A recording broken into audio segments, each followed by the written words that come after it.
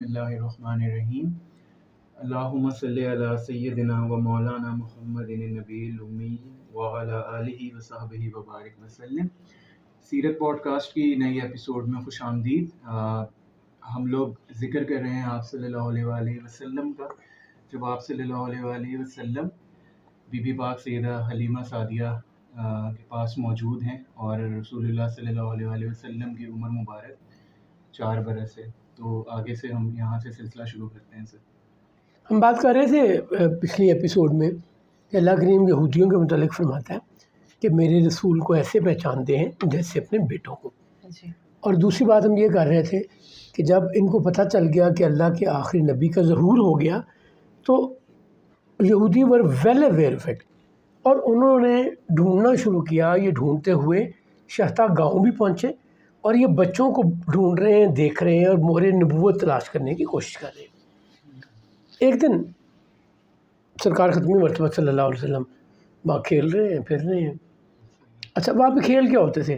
بچے مل کے دوڑ رہے ہیں، ریس لگا رہے ہیں، کون جیتے گا؟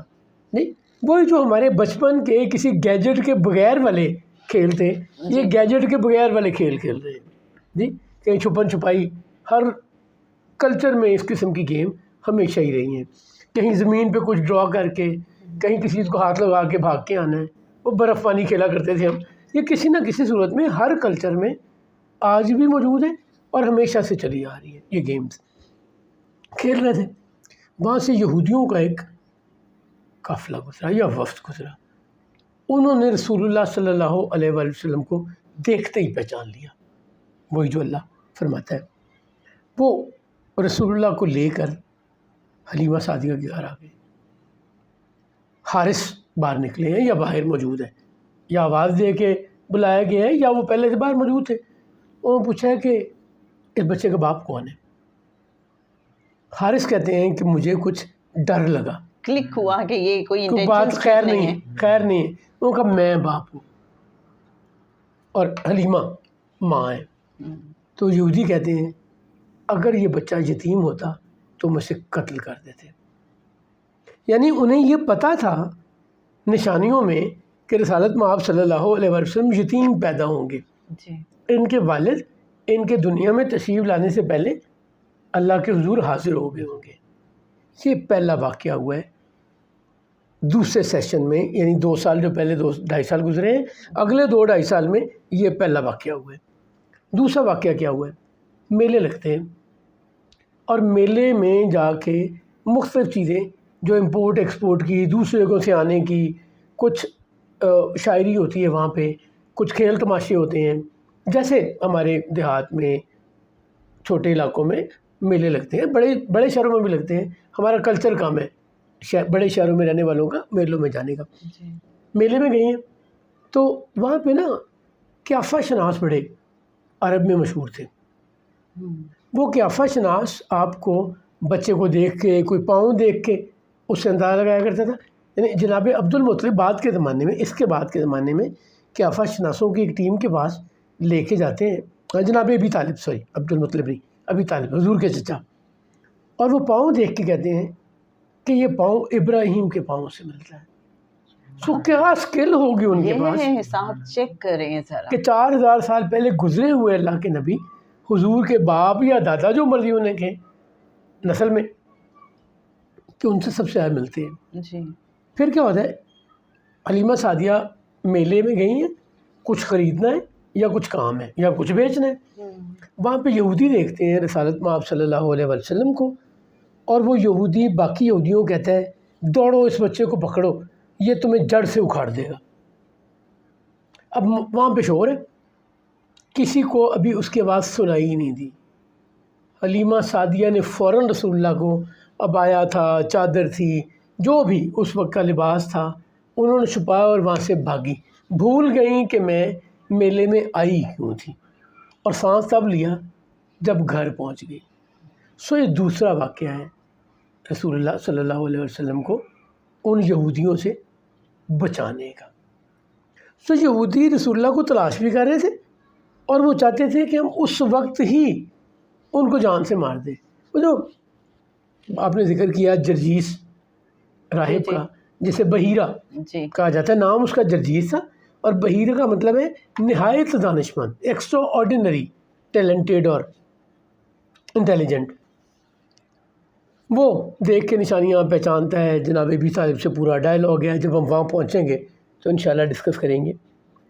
وہ جناب ابی طالب کو کہتا ہے کہ مجھے ڈر ہے کہ اگر آپ دمشق گئے تو یہودی پہچان کے آپ کے بھتیجے کو نقصان نہ پہنچائیں۔ جو نشانیاں میں نے پہچان لی ہیں، یہ عیسائی راہب ہے، مسیحی راہب ہے جی، اور وہ یہودی ہیں دمشق میں آباد، آپ اسے واپس لے جائیں۔ جناب ابی طالب فیصلہ کر لیتے ہیں کہ کاروبار گیا جہاں سے آیا تھا، مجھے دنیا کا سب سے بڑا، کائنات کا سب سے بڑا منافع مل رہا ہے، زندگی تو گزر ہی جانی ہے۔ بالکل۔ یہ عیسائیوں کو پرابلم نہیں ہوا، یہودیوں کو پرابلم رہا ہے، اس کی کیا وجہ؟ ایک تو یہودی وہاں بسے ہوئے تھے، دوسرے بنی اسرائیل میں نبوت چلی آ رہی تھی، عیسیٰ علیہ السلام بھی بنی اسرائیل میں آئے، سو ایشو تو بنی اسرائیل کا تھا، جنہیں ہم عیسائی کہتے ہیں، مسیحی کہتے ہیں آج، وہ عیسیٰ علیہ السلام کی حکم پہ عمل کرتے ہیں، ایمان رکھتے ہیں ان کی نبوت پہ، تھے وہ بھی بنی اسرائیل۔ سو ان کو اتنا چیلنج نہیں تھا، یہودیوں کو پتا تھا کہ نبوت ہی نکل جانی ہے، اگر وہ آخری نبی ہم میں نہیں آئے، بنی اسرائیل میں نہیں آئے، تو ہم تو لوٹے گئے، اصل ان کا مارے پرابلم گئے۔ یہ تھا کہ نبوت وہاں سے شفٹ ہو رہی ہے، وہ جیسے کہ پہلے بات ہو رہی تھی کہ آل ہارون سے آل اسماعیل میں جا رہی ہے۔ اچھا، ایک اور چیز کیا تھی جو بعد میں پروو ہوئی ہے کہ اللہ نے ان سے جو دنیا کی امامت تھی وہ واپس لے لی۔ اب پتہ تو اپنی حرکتوں کا، عادتوں کا، معاملات کا بڑی اچھی طرح ہوتا ہے نا، سو یہ بھی انہیں ڈر تھا۔ اب وہ اپنے آپ کو لاڈلی قوم سمجھتے تھے، قرآن پاک میں ذکر بھئی وہ تو یہ بھی کہتے تھے کہ اللہ کے بیٹے ہیں، جی لاڈلی قوم تو کہتے ہیں نا، وہ اپنے آپ کو اللہ، یعنی ان کے ایمان کا حصہ کیا ہے۔ یعنی عجیب ترین بات دیکھیں، یہودیوں کے ایمان کا حصہ یہ ہے کہ ہم بلو بلڈ ہیں، ہم چنی ہوئی قوم ہیں، کوئی اعمال کا اس سے تعلق نہیں ہے، کوئی معاملات کا تعلق نہیں ہے، ہم پیدا ہی ایک ایسی قوم میں کیے گئے ہیں جو باقیوں کو حکمرانی کرنے کے لیے۔ یہ بنی اسرائیل کا وہ طبقہ ہے یہودی جو حضرت عیسیٰ علیہ السلام کو بھی نہیں مانتے، کب یعنی ظاہری اسباب پہ صلیب پہ کس نے ظاہری اسباب پہ یا کون چڑھانا چاہتا تھا؟ جناب مسیح ابن مریم کو، عیسیٰ ابن مریم کو کون چڑھانا چاہتا تھا؟ بنی اسرائیل کے یہودی۔ وہ تو اللہ فرماتا ہے کہ میں نے ان کو ایک شبیہ سے مغالطے میں ڈال دیا جی اور اپنے نبی کو آسمانوں پہ اٹھا لیا، خیر سے وہ میرے پاس ہے۔ اچھا، واپس آتے ہیں حضرت حلیمہ سعدیہ کی طرف۔ میں یہ سوچ رہی تھی کہ جب حضرت حلیمہ سعدیہ نے اب پے در پہ ایسے واقعات دیکھنا شروع کر دیے یا ان کے فیملی نے، تو اب تو ان کی جو ذمہ داری تھی وہ بہت بڑھ گئی ہے نا۔ کوئی شک نہیں۔ اب انہیں یہ ہے کہ پتہ چل گیا کہ کچھ دشمن ہیں جو طاق میں ہیں، جی اب اتنا پیارا بچہ اور اتنا خاص بچہ، اس کو کوئی نقصان نہ پہنچا دے۔ اب وہ کیا کرتی ہوں؟ ایک لمحہ وہ کس قدر بے چین بھی رہتی ہوں گی اور سوچتی ہوں گی، پلان کرتی ہوں گی کہ کچھ ایسا کیا جائے کہ کوئی یہاں تک نہ پہنچ سکے۔ جب یہ سچویشن ہوتی ہے نا تو آپ سب سے پہلا سٹیپ کیا لیتے ہیں؟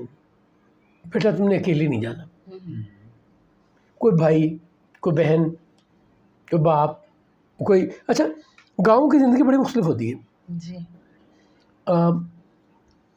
ایک گاؤں میں ماں بیائی ہو، ماں جس گاؤں سے ہو نا، آپ اس گاؤں میں جائیں تو آپ سب کو ماموں کہتے ہیں۔ ایسے ہی ہے جی، ایسے ہی ہے جی، یعنی شاید ماں جی نے ان کے کبھی گھر میں نہ گئی ہوں گی، نہ نام پتہ ہوگا، نہ دیکھا ہوگا، لیکن چونکہ حافظ آباد شہر ہے، جی جب ہم بچپن میں جایا کرتے تھے تو وہ ہمیں بھانجے کہتے تھے، یعنی میرے ماموں تو کہتے تھے نا، میرے ماموں تھے جو جتنے محلے داروں سے ہم ملتے تھے ایسے ہی ہے۔ وہ ہمیں بھانجے کی طرح ٹریٹ کرتے تھے اور بھانجے کہہ کے بلاتے اور تھے۔ اتنا اچھا لگ رہا ہوتا ہے، آج بھی ہم پنڈی بھٹیا ہمارا گاؤں ہے تو ہم وہاں جاتے ہیں، ابا جی حالانکہ فوت ہو گئے، اس کے باوجود جب ہم جاتے ہیں تو وہ ہمیں ایک دم سے لوگ ہم گلی سے گزر رہے ہوتے ہیں اور لوگ پہچان جاتے ہیں اور کہتے ہیں یہ بشیر دی بیٹی ہے، ٹھیک ہے، اور وہ سب اتنی محبت سے، اتنے پیار سے ملتے ہیں، بڑا اچھا کوئی نام سے بلاتے ہیں، کوئی آپ کے قبیلے سے بلاتا ہے، ایگزیکٹلی اے قریشیاں دی تھی ہے، جی، اے مولانا بٹھائے گئے, جو بھی جس کا جو خاندان ہو,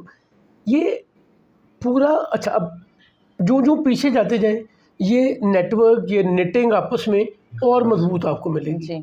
ٹھیک ہے, تو صرف حلیمہ سعدیہ ہی نہیں خیال کر رہی, پورے کا پورا گاؤں جو وہاں رہتا ہے ان کو فکر ہے اس بچے کی. اچھا کیا خیال ہے کہ جب یہ واقعات ہو رہے ہیں تو آئسولیشن میں ہو رہے ہیں, حلیمہ سعدیہ کسی کو نہیں بتا رہی, سب کو پتہ ہے, جب جتنی دوست, سکھیاں, کزنز, عزیز, قبیلے کے لوگ آتے ہوں گے وہ بھی کہتی ہوں گی میرے بیٹے کا خیال رکھنا. وہ پہلے کچھ لوگ آئے تھے اور بڑی بری نظروں سے دیکھ رہے تھے, وہ ایک ان میں سے کہہ کے گیا تھا اگر یہ یتیم بچہ ہوتا تو ہم اسے جان سے مار دیتے, تو تم نے بھی خیال رکھنا ہے. سو پورا گاؤں ہی رسول اللہ صلی اللہ علیہ وسلم کو اپنے حصار میں رکھتا ہے, کوئی نہ کوئی نظر رکھتا ہے آپ پہ کہ کوئی نقصان نہ پہنچا دے. یہاں ایک سوال یہ بھی آتا ہے کہ جیسے بعض اوقات ہوتا ہے نا کہ بہت سے لوگ رہ رہے ہوں تو کوئی ایک اگر ایک بھی مخالف ہو تو وہ جڑیں کاٹنے والا ہوتا ہے, لیکن یہاں پہ یوں نظر آتا ہے کہ سب محبت کرنے والے ہیں. خدا نہ خواستہ کوئی ایسا نہیں ہے کہ وہ اس موقع سے فائدہ اٹھا کے تو کوئی اب آپ کو ٹرائبل کلچر کرنے کی اب آپ کو ٹرائبل کلچر سمجھنا پڑے گا. جی, ٹرائبل کلچر اس سے بڑا مختلف ہے جو آپ بات کر رہی ہیں. جی, میرے ٹرائب کی ذمہ داری ہے, وہ غلط ہے یا صحیح ہے, میں اپنے ٹرائب کے ساتھ ہوں, ساتھ کھڑے ہوں. مجھے پتہ ہے کہ میرے ٹرائب کے ایک شخص نے دوسرے کے ساتھ زیادتی کی ہے, قتل کر دیا ہے, سو میں اسے خود تو شاید ڈانٹوں کہ تم نے غلط کام کیا ہے, لیکن اس کی پروٹیکشن کے لیے ٹرائبل سسٹم سروائیو ہی نہیں کر سکتا. ٹرائبل سسٹم سروائیو ہی تب کرتا ہے جب میں ہر صورت میں, غلط میں, صحیح میں, اپنے ٹرائب کی ویلیوز کو آنر کروں, فالو کروں. بالکل. سو یہ خیال کرنا کہ کوئی پسند کرنا, ناپسند کرنا, دوستی ہونا نہ ہونا, جی, ان کے نزدیک تو یہ خیال. مجھے ایک صاحب نہ ملے, جی, بڑے بھلے آدمی تھے, اب تو ڈیتھ ہو گئی ان کی.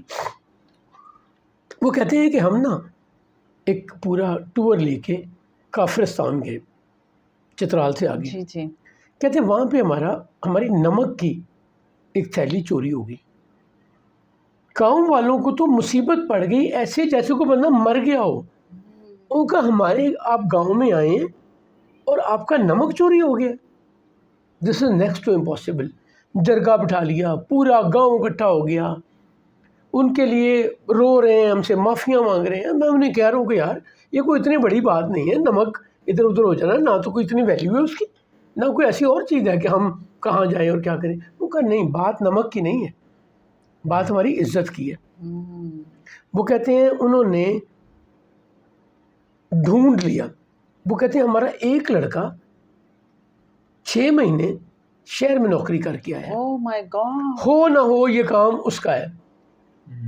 وہ کہتے ہیں انہوں نے ڈھونڈ نکالا, نمک کا پیکٹ بھی واپس مل گیا, ہم سے معافیاں بھی مانگتے رہے. اب جب اتنا اچھا نٹ ہو گیا نا, ان گاؤں کے لیے عزت ہے کہ یہاں آیا کون ہے اور یہاں سے نقصان کر کے کوئی چلا گیا, ہم کس کام کے ہیں پھر. وہ قبیلے کی کمزوری بھی سمجھا جائے گا نا, کسی یہ اسٹرینتھ ہے, باہر سے آ کے اسٹرینتھ, یہ اصل میں اسٹرینتھ ہے, یونٹی ہے, یہ اسٹرینتھ ہے. جی, کہ ہمارے لیے عزت کا باعث ہونی ہے چیزیں, بے عزتی نہیں ہونے دینی. سو جو پورا گاؤں یا پورے گاؤں کے لوگ ہیں وہ حلیمہ سعدیہ کو سپورٹ کر رہے ہیں.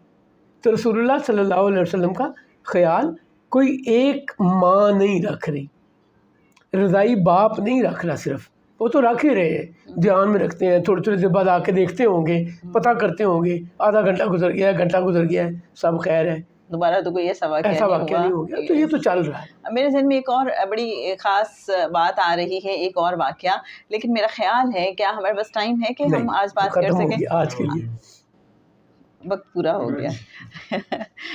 انشاءاللہ اس کو کنٹینیو کرتے ہیں. وہ جو ایک خاص واقعہ ذہن میں آیا ہے, جی ہاں, شق الصدر کے حوالے سے, انشاءاللہ نیکسٹ ایپیسوڈ میں اس حوالے سے بات کریں گے. اللہم صلی علی سیدنا و مولانا محمد معدن الجود والکرم وعلی آلہ وبارک وسلم. السلام علیکم ورحمۃ اللہ وبرکاتہ.